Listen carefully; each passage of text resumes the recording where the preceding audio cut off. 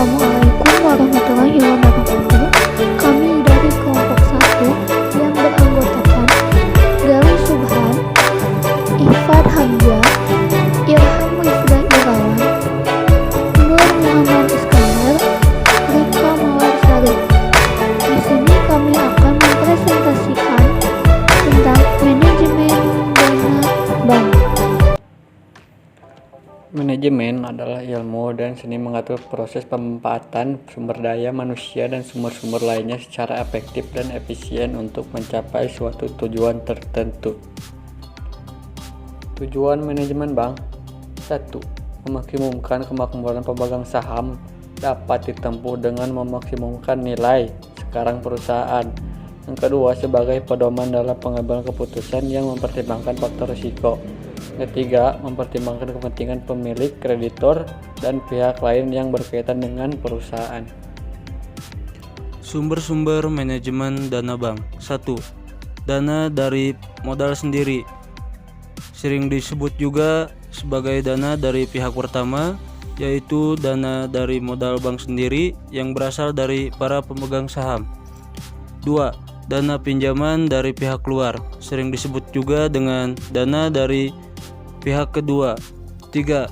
Dana dari masyarakat, sering disebut dengan dana dari pihak ketiga, yaitu dana yang berupa simpanan dari pihak masyarakat, yaitu dalam bentuk giro, tabungan, dan deposito. Prinsip manajemen dana bank.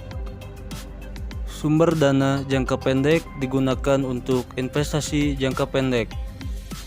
Sumber dana jangka panjang digunakan untuk investasi jangka panjang. Faktor-faktor yang mempengaruhi dana bank. 1. Kebijakan moneter. Manajemen dana bank sangat dipengaruhi oleh kebijaksanaan moneter. Setiap munculnya kebijaksanaan moneter yang baru, bank harus mengambil langkah penyesuaian agar tidak melanggar peraturan keuangan atau keekonomian pada umumnya. Yang kedua, lingkungan perbankan.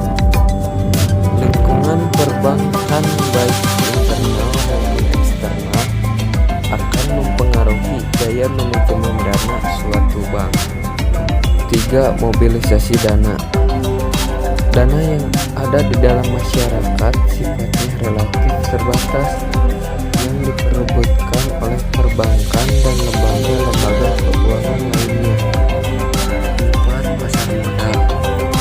Pasar modal adalah alternatif lain bagi masyarakat untuk memanfaatkan dananya selain menyimpan di bank. Kelima, hubungan nasabah dengan pemodal.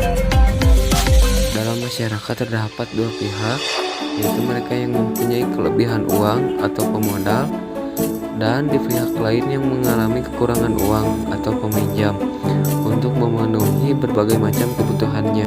Jadi kesimpulannya, keberhasilan manajemen dana bank adalah bagaimana suatu bank tersebut bisa merebut hati masyarakat sehingga peranannya sebagai finansial intermediary dapat berjalan dengan baik. Karena kegiatan manajemen dana bank